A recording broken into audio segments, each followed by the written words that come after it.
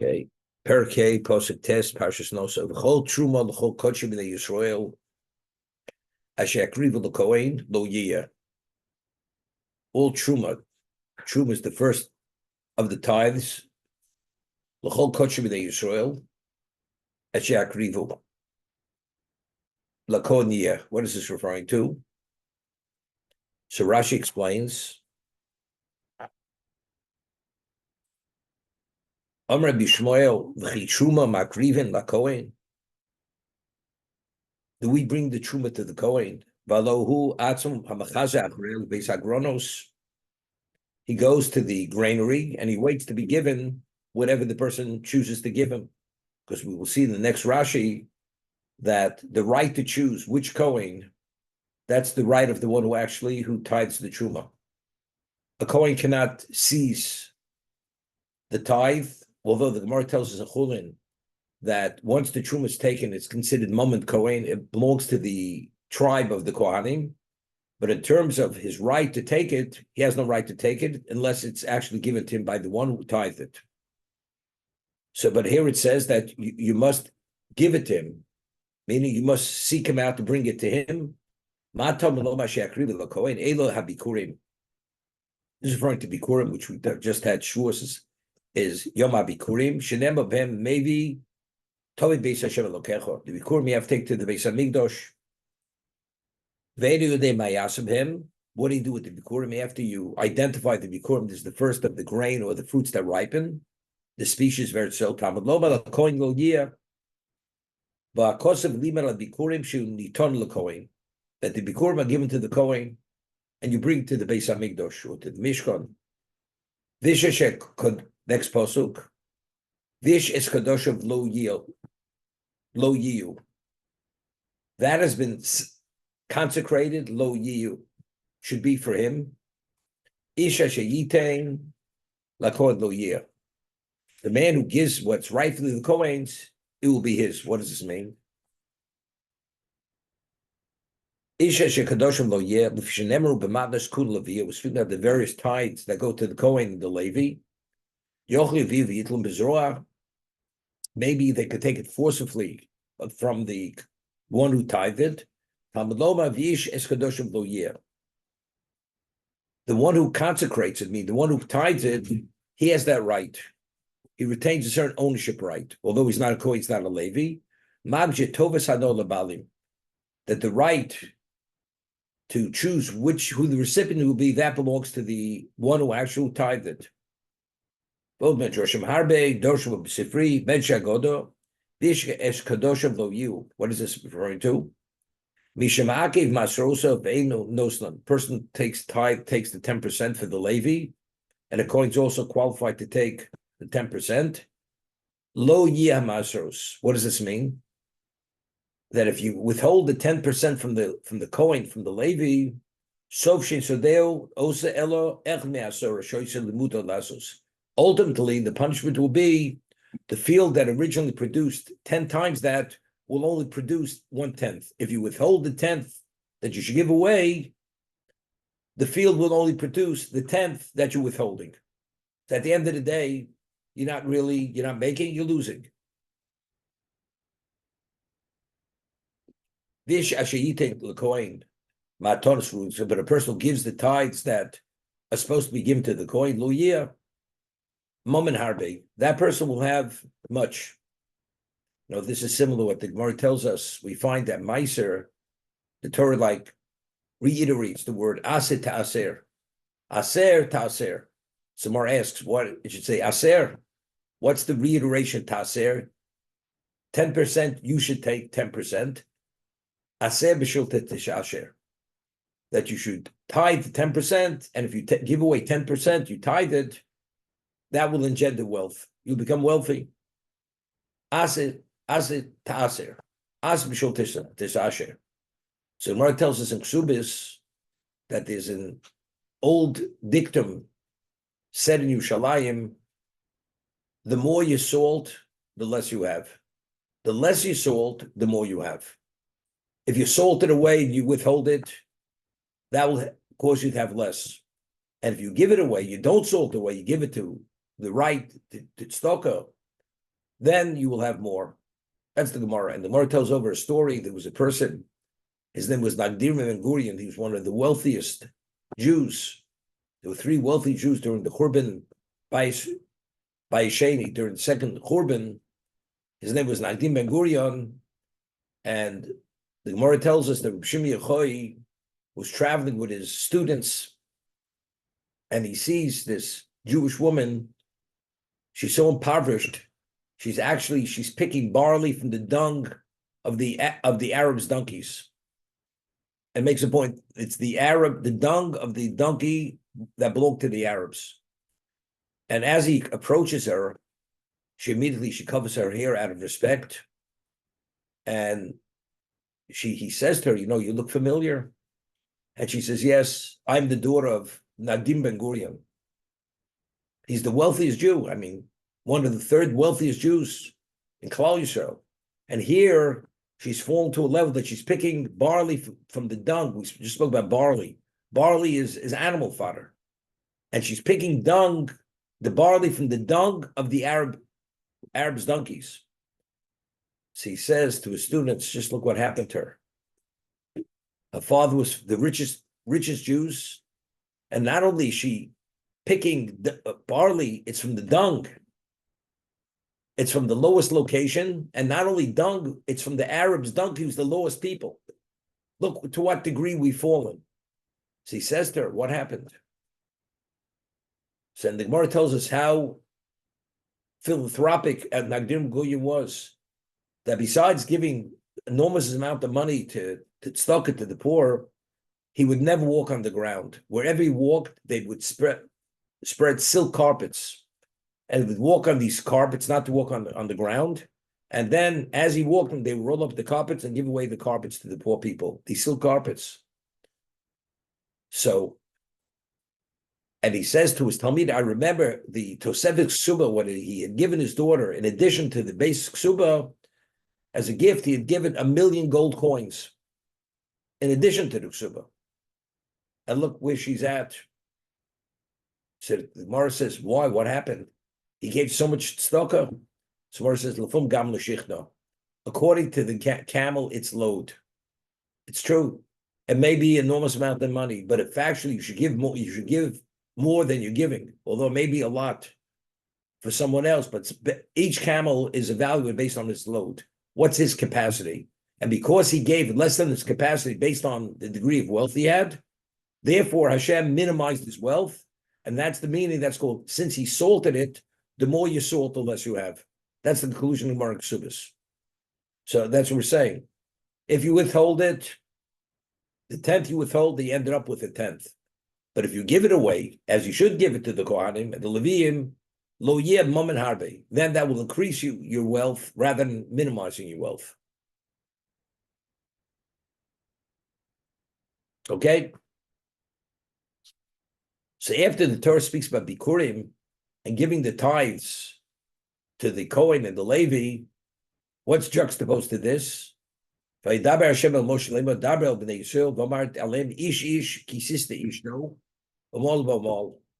man whose wife, she acts irresponsibly, from the word shota. Shota is an unstable person. She behaved in an unstable way, or she went off the path, and she betrayed. She brought about a betrayal. What's the betrayal? She's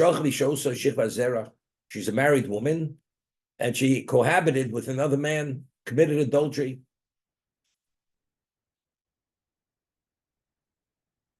And it was concealed from the awareness of her husband. She went into seclusion, and she became contaminated, meaning she committed adultery. And there are no witnesses knowing what happened behind closed doors. And she was not forced. She was not raped. The woman's raped, the Torah says explicitly. She has no liability. She has no culpability. But this woman was not in any way seized by the person who cohabited with her. Let's see Rashi.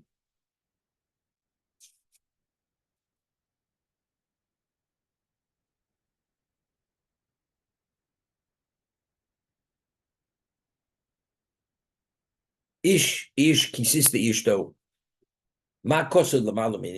What is written right before the portion of Sota, of the suspected adulteress?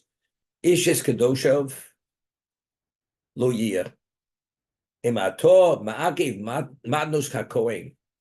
If you withhold the gifts that you should give to the Kohen, meaning you're not willing to go to the Kohen to give him what's rightfully his, chayecho, I swear on your life, shetitztorach lovo etzlo. Ultimately, you can be forced to come to him. Lavi esesota, because the only way the suspected adulteress is permitted to husband is only if she undergoes the sota ritual, which the Torah will discuss. Meaning, if you want to go to the Kohen in good times, it'll be good. But if you don't go to the Kohen, when you should go to the Kohen, ultimately you're going to end up at the Kohen's door. Because your wife will become a suspected adulteress. So the question we always ask, I mean, the man is a bad man. He's withholding. He should give the various tithes to the Kohen. And because he does not, and he doesn't go to the Kohen, he said, you don't go to the Kohen in good times, you can go to the Kohen in bad times. I mean, why is the wife in any way held culpable for the misbehavior of the husband? Because he's doing something which is unacceptable. Right? We always discuss this.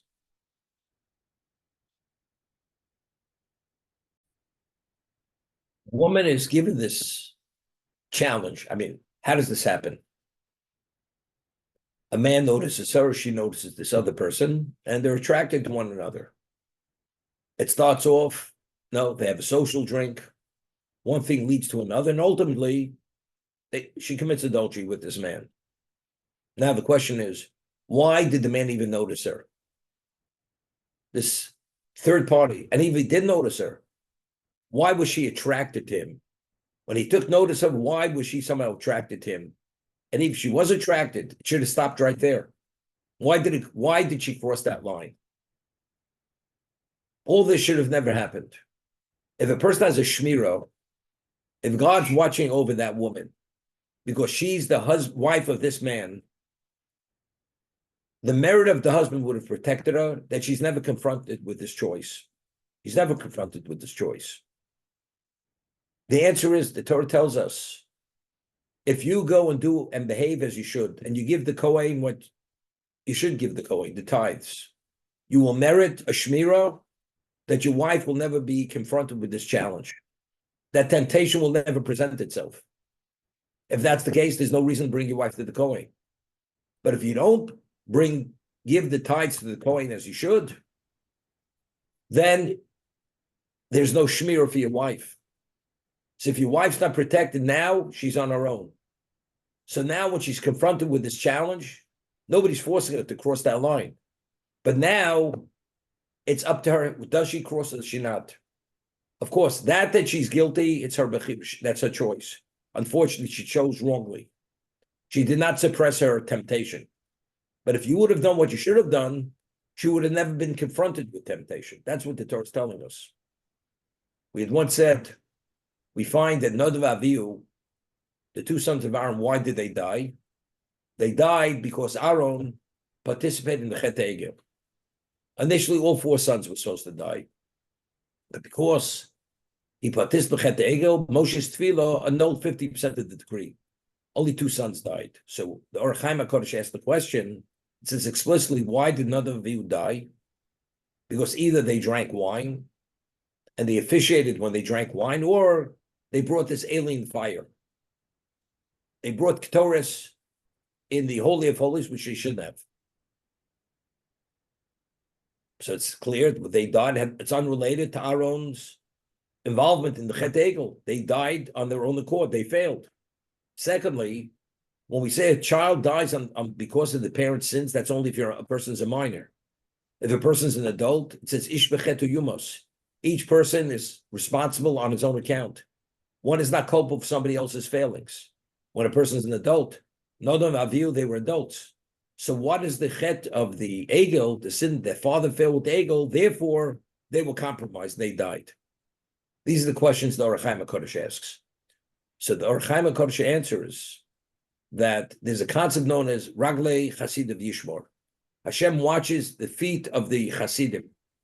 even something which normally should happen, Hashem intervenes and doesn't let it happen if they're Chasidov.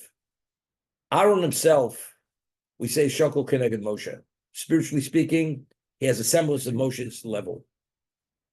Now the question is, if his children should die, it would cause them Aaron tremendous amount of pain. Two of his sons should die, and they were the most special. They were the upcoming leaders of Klal Yisrael.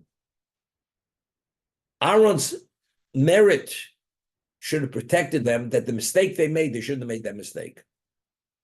It should have not been ever a question: could they drink? Could they not drink? That level of temptation should have never entered their mind. Or moraloch b'fnei Rabbon. They ruled in the presence of Moshe Rabbeinu, which was inappropriate. Therefore, what they did, the behavior was not tolerated. But they should have had enough clarity that they should have understood it. They shouldn't have crossed that line. So why were they put in a position to cross the line?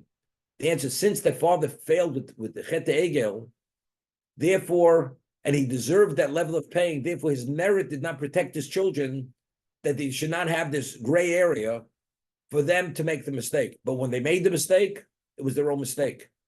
So that they died as adults, it was due to their own initiative that they chose wrongly. And that they died was because they actually transgressed. But how does Aaron's participation have relevance to that? Because that he didn't merit that his schus should protect his children not to make this kind of mistake. That's the understanding. Similar to here. The shmira of the husband being worthy, his merit that he gave to the Kohen would protect his wife, that she should not ever, either not to be noticed by a third party or not to be tempted to get involved with this third party. But because the husband withheld the tithes from the Kohen, the schus of that mitzvah did not protect his wife. Now she's on her own. Once you're own, now it's her own challenge. She's being challenged. Will she succeed or not? And that's what this is all about.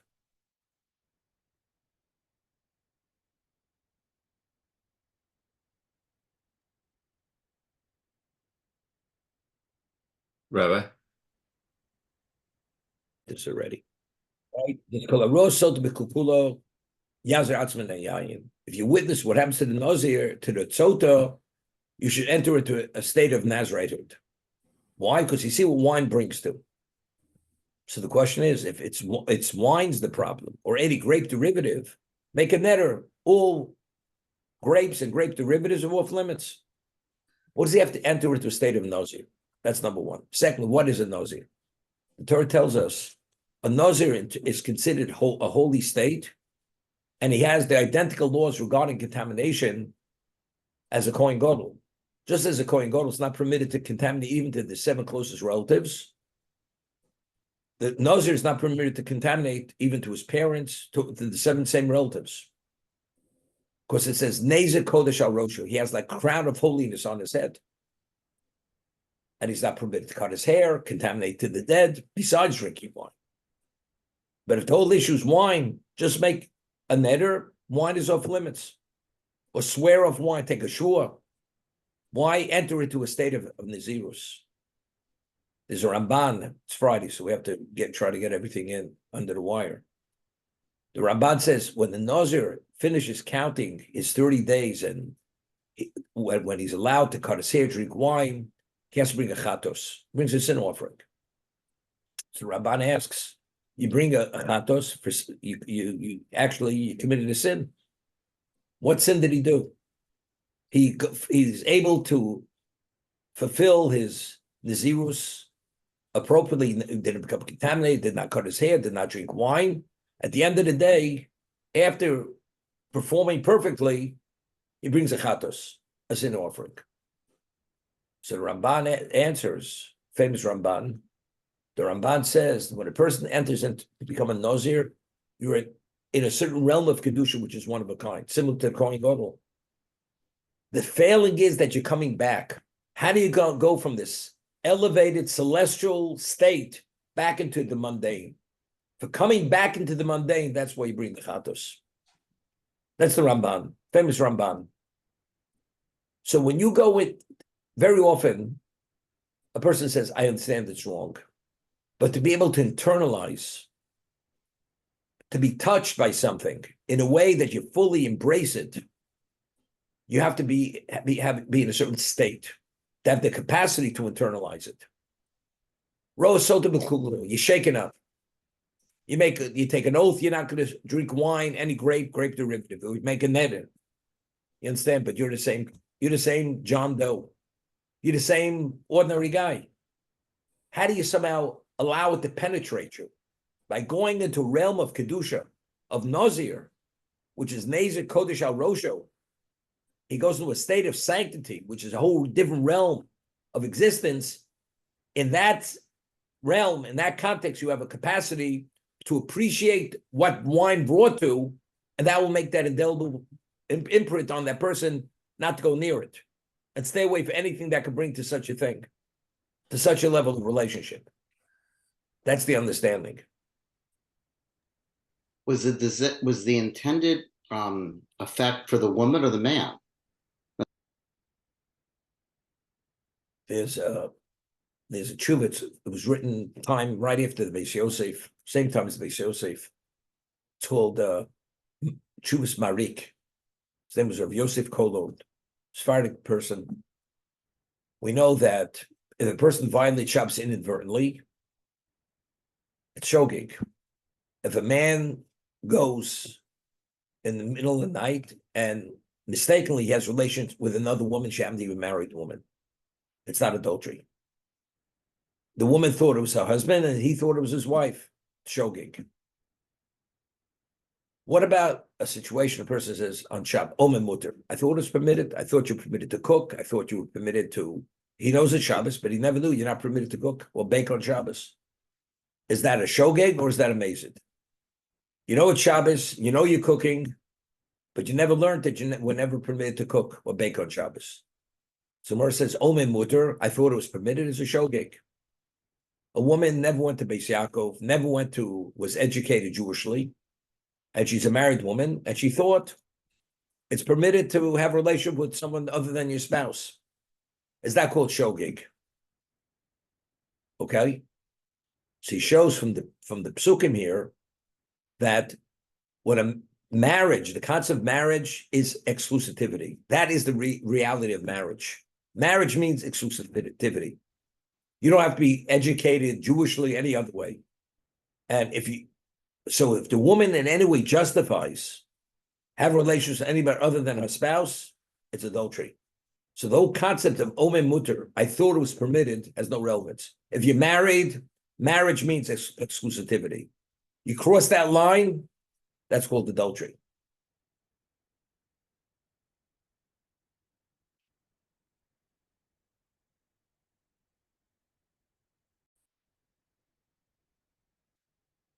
Ish.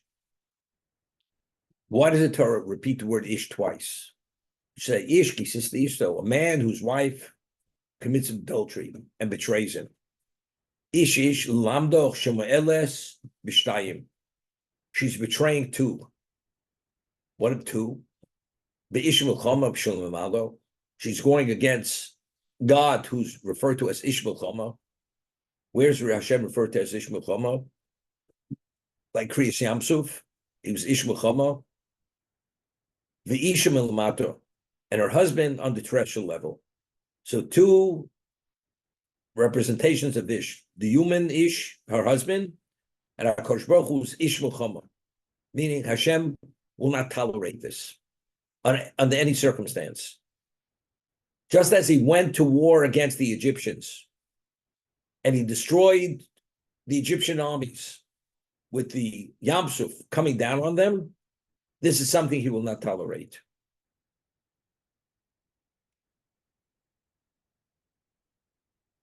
Kisiste ishto, Shon Rabbeinu ein menafim noafim ad shetikonos ben ruach shtus. A person, God forbid, doesn't commit adultery unless he assumes a certain level of foolishness or instability. Tersiv kisiste uchosebo noif isha chasalev. A person who commits adultery, he's totally unintelligent. Now, if a person ever takes into account and understands the ramifications of adultery. A woman's a married woman, she has a family, she has a husband, she has children, she has relationships. So for the moment, it's like temporary insanity. I mean, how do you forfeit everything, throw away everything for this moment? It's like the person is expressed, she missed the boat. I mean, it's like at that moment, I mean, she behaved like she has no intelligence whatsoever. Therefore, the Torah uses the term sister. Ki sister ishto. She's like a shota. A shota is an unstable person. She behaved in the state of instability when she does this kind of act.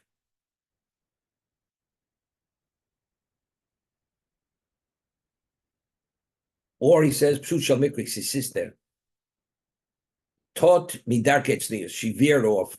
She went off from the appropriate behavior.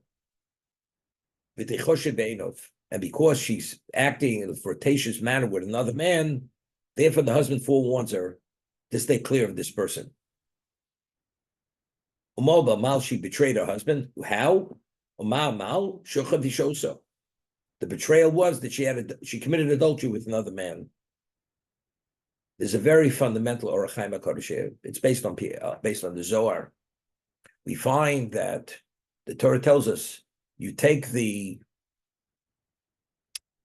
rid of the sota, and first he adjures her. She takes oaths that she did not commit adultery, but she did. Whatever is described will happen to her. And the Kohen takes some earth off the floor of the sanctuary, takes water from the laver, from the kior, and he obliterates the rid of the sota into the water, and then she drinks it. Now, and if she committed adultery, it will literally destroy her. Physically, she'll be destroyed. There'll be like a tempest within her, like an explosion. And she literally is blown to smithereens. That's the degree of this explosion. Why? What's the whole concept? The water of the laver, the dirt from the floor of the azora of the sanctuary, and you obliterate the name of Hashem in there. So he goes to explain.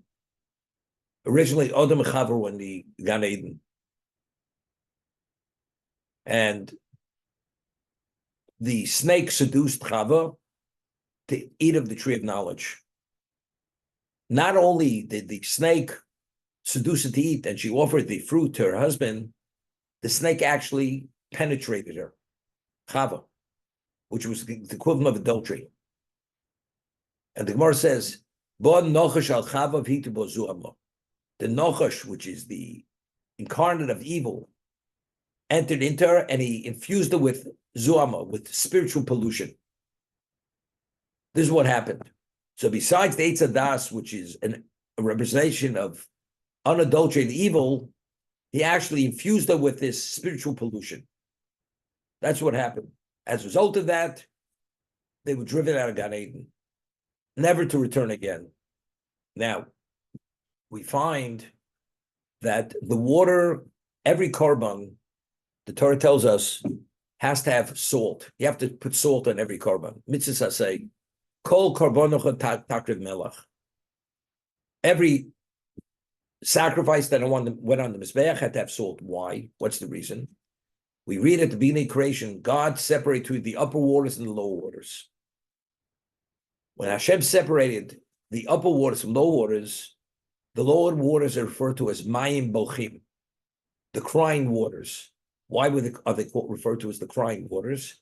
Because they said to Hashem, it's not fair. The upper waters have relevance to the source of everything. We're in the physical realm. We're detached from Kedusha. So therefore it's referred to as the crying waters. Hashem says, no, I'm going to make it up to you. Why? Because every korban that's brought must have salt. Salt is from ocean water. That's Maim Tachtonim. And therefore, you'll be involved with every korban on the Mizbeach. And what is the Mizbeach? This is the Orach Chaim HaKadosh. Now, Vosli Migdush Shechanti B'tocham. You will make for me a sanctuary, and I would dwell in your midst. What is the Mishkan? The Mishkan itself was the equivalent, that location of the Gan Eden. So the water in the laver was considered the water of Mayim Elyonim, even though it's Betachtonim. Because you can't be more associated with the Shechina than in the Mishkan or in the Beis HaMikdash. The laver itself was a ministering vessel. As a result of that, the water in the Mishkan or the Mikdash was not called Mayim Bochim. Mayim Bochim is the water outside of the Beis HaMikdash. But the water that was in the Beis HaMikdash or in the Mishkan was holy water. Okay?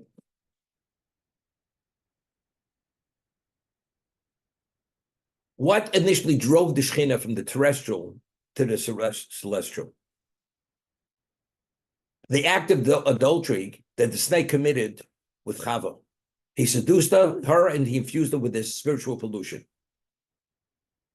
You take the earth and you take the water, which is the equivalent of Kodam Achet before the sin of Adam.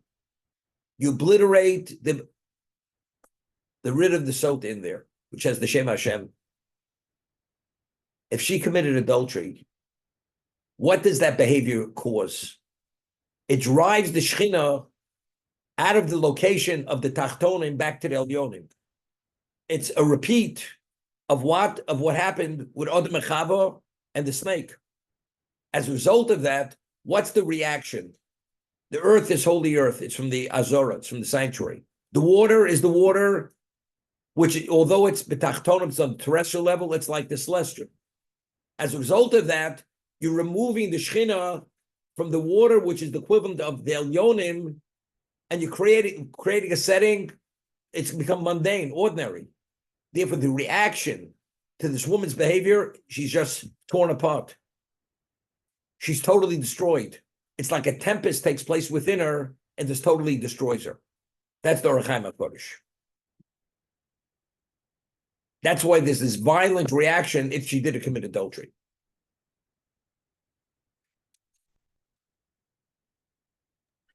And what's the difference with the adjuration, I'm not sure if that's a word, by the Kohen of the potential sota before the water is administered?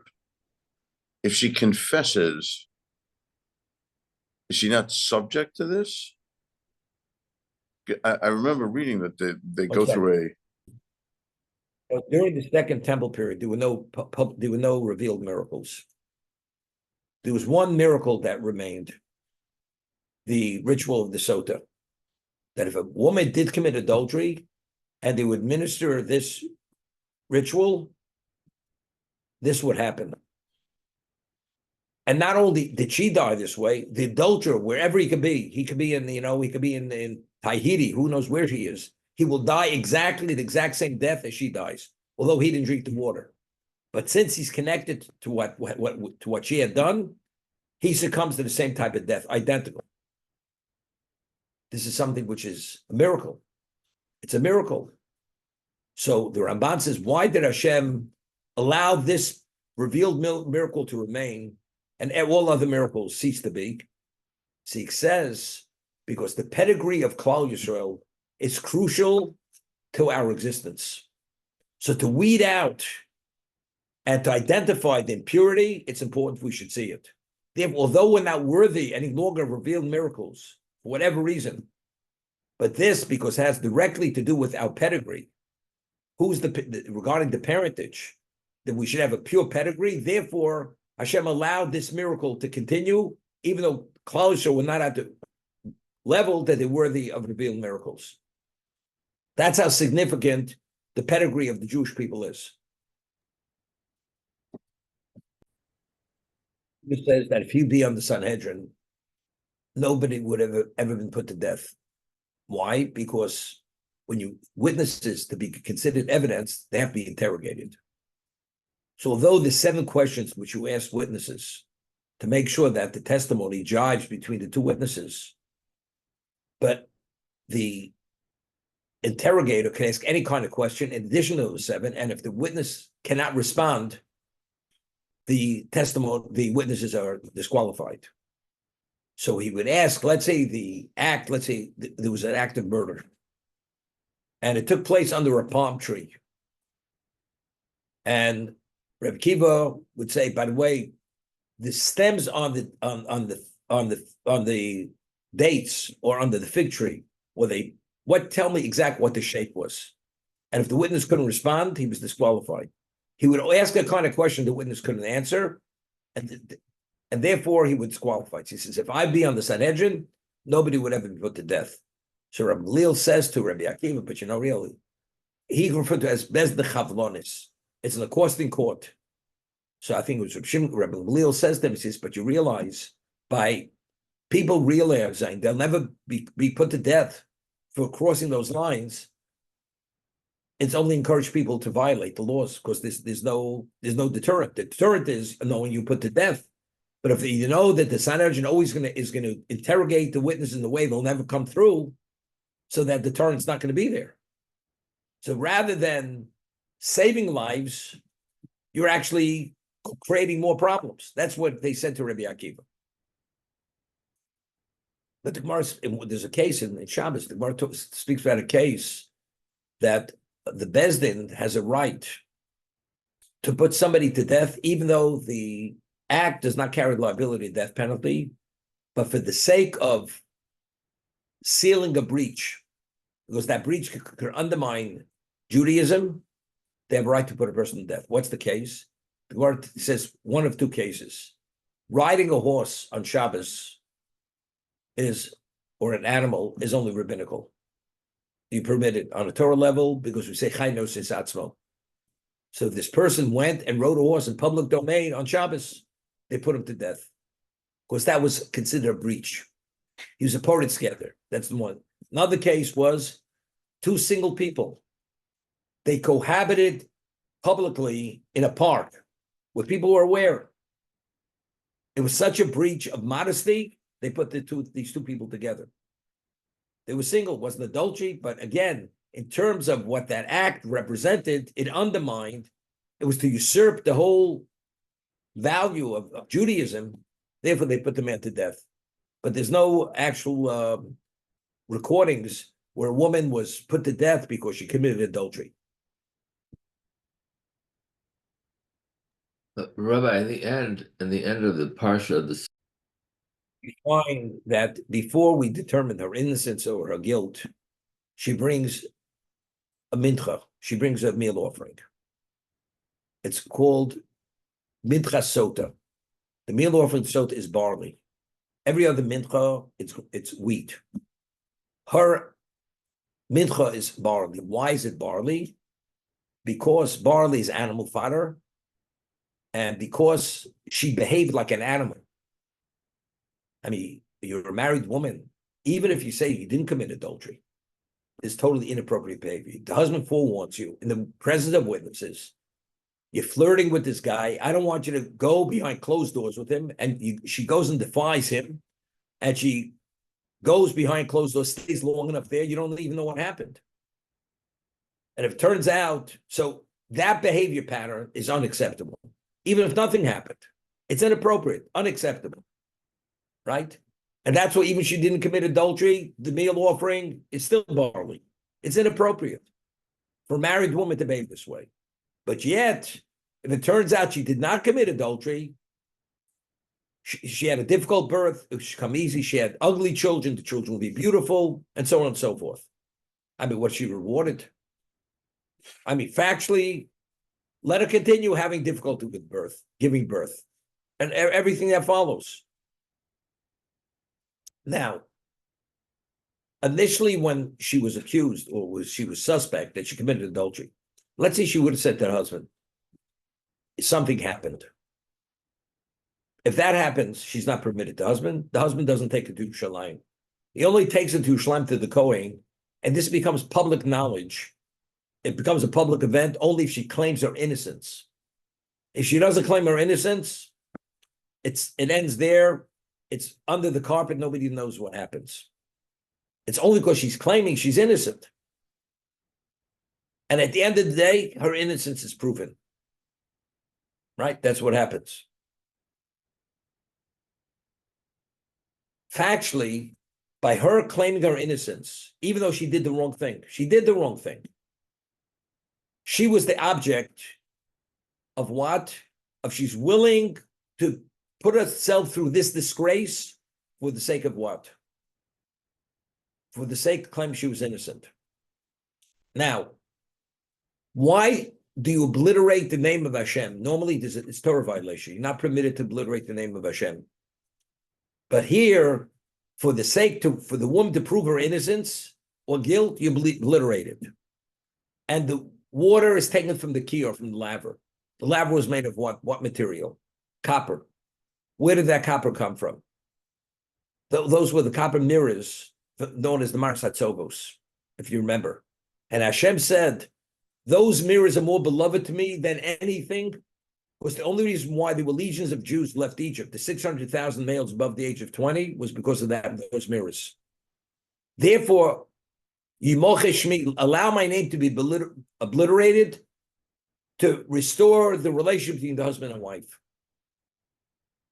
That's how valued Hashem says. Although normally it is a Torah violation to obliterate God's name, but here Hashem says, I allow it because. Therefore, to reestablish that marriage. So what at the end of the day, what is Hashem saying? It's the Hakor Satov. Even though the woman misbehaved, but she didn't cross that line. She is the object to bring about that Kiddush Hashem. That Hashem said, I will allow my name to be obliterated to restore that marriage. That family should be back together again. If she would have said originally, I committed adultery, even though it may have not been true, because she didn't want to experience that disgrace, that embarrassment, it would have been the end of the story. And it would have remained the question what happened. But here, for the sake of restoring her relationship, she's willing to undergo all this disgrace. And Hashem says, I'm allowing my name to be obliterated for that sake. So the miracle that comes about is really a payment for what the women did in Egypt. Why there was a Kabbalah Torah. That's the best I can say right now. Okay, let's see the halacha. Right. So it almost sounds like because she stepped up to her responsibility and really humiliated herself, because she did that, she's rewarded in essence. You know, it's something similar. You know, Miriam, this mitzvah say, you know, when Miriam was a leper, we did not travel. And it was public knowledge that she spoke Lashon Hara about her brother Moshe. And there's a mitzvah say, remember what Hashem did to Miriam when you left Egypt. I mean, Miriam, she would have preferred to keep going, and you know, I'll catch up. No, it was public knowledge that she was a leper. We had to wait for her. Because she waited to see what would happen to Moshe when he's put into the Nile by his mother. Therefore, we wait for her. You know, so don't do me any favors, just keep going. The answer is, but since she was the object to teach Klal Yisrael the ramification, the consequences of Lashon Hara, therefore, even though there's that momentary embarrassment, but what is the value? From now forever, if you remember what happened to Miriam, you don't speak Lashon Hara. That's a mitzvah saseh. Miriam is the beneficiary of that. Even though there's momentary embarrassment, because she failed, she spoke about her brother. But why do people from then forever, what is the deterrent to speaking Lashon Hara? Remember what Hashem did to Miriam, because she's that object. It has a semblance of that. Okay, let's see the halacha.